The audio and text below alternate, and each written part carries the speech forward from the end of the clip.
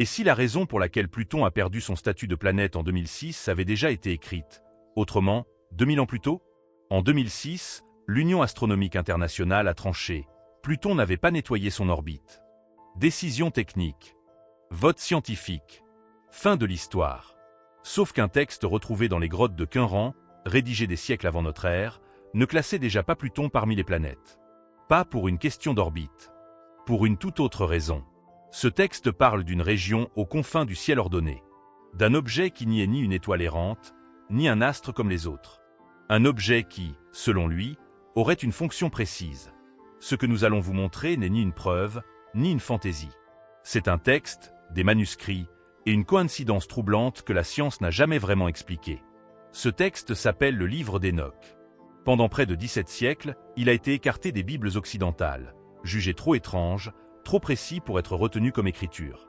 Puis, en 1947, les manuscrits de la mer Morte ont refait surface dans le désert de Judée. Parmi les fragments retrouvés, 11 copies d'Enoch, davantage que pour bien des livres restés, dans nos Bibles actuelles. Une section en particulier a intrigué les chercheurs, le livre astronomique. Contrairement aux visions et aux récits d'anges qui composent le reste du texte, cette partie est technique. Elle décrit des trajectoires, des cycles, des positions précises dans le ciel. Les spécialistes qui l'ont étudiée s'accordent sur un point. C'est la section la plus rigoureuse de tout l'ouvrage. Elle ne parle pas de vision. Elle parle de mécanique céleste. Et c'est dans cette section, la plus factuelle de tout le texte, qu'apparaît un passage que presque personne ne cite. Un passage qui décrit quelque chose au-delà des astres connus. C'est ce passage que nous allons maintenant lire ensemble. Avant de décrire l'objet mystérieux, le texte prend le temps de poser un cadre.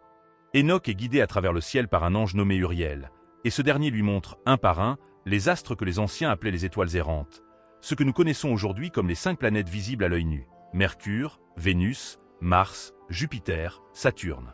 Chacune reçoit une description précise, une trajectoire, un cycle, une région du ciel qui lui est propre. Et surtout, chacune est associée à un ange chargé de veiller sur elle. Ce qui frappe, dans ce passage, ce n'est pas seulement la précision des mouvements décrits. C'est le vocabulaire employé. Le texte ne parle pas d'astres lointains et silencieux. Il parle de fonctions, de postes, de responsabilités. Chaque planète a un rôle à jouer dans le maintien de l'ordre céleste. C'est une vision presque administrative du ciel. Un système où chaque pièce a sa place, son mouvement, sa mission. Ce cadre est essentiel. Car c'est précisément ce système ordonné, cette mécanique bien huilée, que le texte va ensuite dépasser. Une fois les 5 astres présentés, une fois leur cycle bouclé, Enoch est conduit plus loin, au-delà de ce que le texte vient de décrire comme complet. Et c'est là, à cette frontière, que tout bascule. Au-delà des 5 astres errants, au-delà de la région que le texte vient de décrire comme ordonnée et complète, Enoch est conduit vers une frontière. Et c'est là qu'il découvre quelque chose que le texte n'appelle ni étoile, ni astre errant, ni luminaire. L'araméen utilise une expression rare, qu'on retrouve nulle part ailleurs dans tout le corpus d'Enoch pour désigner un objet céleste. Quelque chose que l'on pourrait traduire par « le gardien du seuil ». Non pas un corps qui se déplace parmi les autres, mais quelque chose posté à un endroit précis, pour une raison précise. Le même type de terme que le texte réserve habituellement aux anges assignés à un poste, jamais à un objet du ciel. Sa description tranche immédiatement avec celle des 5 astres précédents. Là où Mercure, Vénus, Mars, Jupiter et Saturne brillaient d'une lumière propre et suivaient des trajectoires régulières, cet objet est différent sur tous les points. Sa lumière est faible. Ni obscure, ni brillante, diminuée, comme observée à travers une surface trouble. Il ne produit pas sa propre clarté, il la reflète. Sa taille, précise le texte, est nettement inférieure à celle des astres déjà décrits. Mais c'est sa trajectoire qui retient le plus l'attention.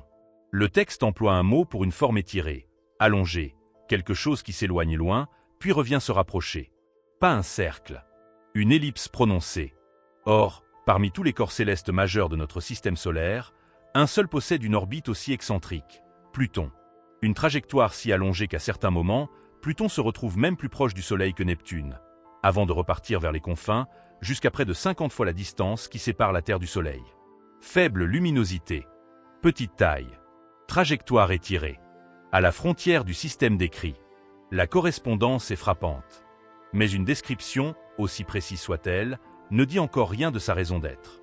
Pourquoi un objet si différent des autres se trouverait-il exactement à cet endroit? C'est la question qu'Enoch pose lui-même à son guide. Enoch demande donc à Uriel ce que fait cet objet, posté seul à la limite du ciel ordonné. La réponse qu'il reçoit ne décrit ni un mouvement, ni une orbite, ni un cycle. Elle décrit une mission.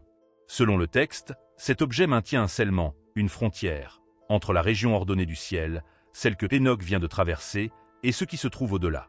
Une région que le texte qualifie de non ordonnée, non gouvernée, sans anges assignés, sans luminaires attribués, sans les cycles réguliers qui caractérisent tout ce que Enoch a observé jusque-là.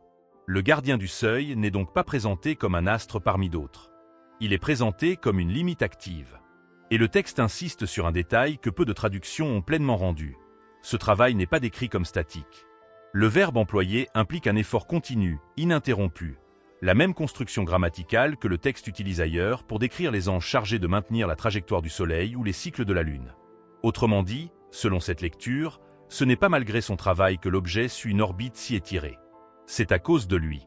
Sa trajectoire tracerait le contour même de ce qu'il est chargé de contenir. Il faut le dire clairement, nous ne sommes pas ici face à une preuve scientifique. Nous sommes face à une interprétation d'un texte vieux de plus de 2000 ans, écrit dans un cadre religieux et symbolique, des siècles avant qu'on sache seulement que Pluton existait. Le rapprochement est troublant. Il n'est pas une démonstration. Mais ce qui rend cette lecture difficile à écarter complètement, c'est que la description ne s'arrête pas au texte ancien. Elle continue, presque littéralement, dans les données recueillies par les instruments modernes. Et c'est précisément ce que nous allons voir maintenant. Passons maintenant du texte ancien aux données recueillies par la science contemporaine. Et voyons si cette description, écrite il y a plus de 2000 ans, trouve un quelconque écho dans ce que nous savons réellement de Pluton aujourd'hui. En 2015, la sonde New Horizons de la NASA a survolé Pluton pour la première fois de l'histoire. Ce qu'elle a découvert a surpris la communauté scientifique. Loin du bloc de glace inerte que beaucoup imaginaient, Pluton s'est révélé géologiquement active. Des montagnes de glace d'eau culminant à plusieurs milliers de mètres, une plaine d'azote dont la surface se renouvelle en permanence par convection et des indices d'un possible océan sous la surface. Une telle activité nécessite une source de chaleur interne. Or, à une distance pareille du Soleil, l'énergie solaire reçue est infime, largement insuffisante pour expliquer ce que les instruments ont mesuré. La source exacte de cette chaleur reste, aujourd'hui encore, un sujet de débat scientifique non résolu. Le texte ancien parlait d'un travail continu, ininterrompu, à la frontière du ciel ordonné. Les données modernes montrent un objet dont la surface est, littéralement, en mouvement constant. Il y a plus. En 2019, une équipe de chercheurs de la Carnegie Institution for Science, dirigée par le Dr Scott Shepard, a documenté des anomalies dans les orbites de plusieurs objets situés au-delà de Pluton. Ces anomalies suggèrent la présence d'un corps massif encore non observé directement. Une hypothèse que certains ont surnommée « planète 9 ». Son influence gravitationnelle serait mesurable. L'objet lui-même reste invisible, non localisé. Le texte ancien décrivait une région au-delà du gardien du seuil comme vaste, sombre et non vide. Pas simplement absente d'astres, habitée par quelque chose que le texte ne nommait pas. Aujourd'hui, cette région reste largement inexplorée. Aucune mission n'a encore été spécifiquement conçue pour percer ce mystère, et les demandes d'observation ciblées dans cette zone n'ont, jusqu'ici, pas été retenues en priorité par les grands programmes scientifiques. Un texte vieux de 2 millénaires. Un objet actif sans explication complète. Une région au-delà, mesurée mais jamais vue. La coïncidence, à ce stade, est difficile à ignorer complètement. Reste à comprendre pourquoi si peu de gens en ont entendu parler. Comment un texte aussi précis a-t-il pu rester si longtemps dans l'ombre? La réponse tient en 2 silences, séparés par presque 2000 ans, mais étrangement semblables. Le premier remonte au concile de Laodicée, en 364 de notre ère. C'est là que le livre d'Enoch fut officiellement écarté des écritures occidentales. Les motifs invoqués à l'époque parlent de descriptions célestes jugées trop détaillées, allant au-delà de ce qui était considéré nécessaire pour la foi. Un texte qui décrit un ciel avec une frontière précise, gardée activement, pose une question gênante. Qu'y a-t-il au-delà? Une question que les institutions religieuses de l'époque n'avaient ni le cadre, ni l'intérêt, pour affronter. Le second silence est plus récent et plus discret. Certaines demandes d'observation, formulées par des astronomes cherchant précisément à explorer cette région au-delà de Pluton. Celles des anomalies gravitationnelles non expliquées, n'ont pas été retenues par les grands programmes d'allocation de temps télescopiques, malgré des soumissions répétées. D'un côté, un texte jugé trop précis pour être diffusé. De l'autre, une région jugée trop incertaine pour être prioritaire. Dans les deux cas, ce n'est pas l'absence de questions qui a maintenu ce mystère intact. C'est l'absence de réponse qu'on a choisi de ne pas chercher. Deux silences. Un ancien, un moderne. Et entre les deux, la même frontière, celle qu'on préfère ne pas franchir. En 2006, l'Union astronomique internationale a retiré à Pluton son statut de planète parce qu'elle n'avait pas nettoyé son orbite. Une décision de classification. Mais le livre d'Enoch, lui, n'a jamais posé la question en ces termes. Il ne s'est jamais demandé si cet objet était une planète. Il a cherché ce qu'il faisait là. C'est peut-être là toute la différence. Pendant que nous débattons de catégories, un texte vieux de 2000 ans s'intéressait à une fonction, celle d'une frontière, active, à la limite de ce que nous connaissons. Nous ne savons pas ce que les anciens croyaient vraiment observer. Nous savons seulement qu'aujourd'hui encore, cette région reste largement inexplorée, ces anomalies mesurées mais jamais expliquées. Peut-être que la vraie question n'est pas de savoir ce qui se trouve à la frontière du système solaire. C'est de savoir pourquoi, 2000 ans plus tard, si peu de monde a choisi d'y regarder.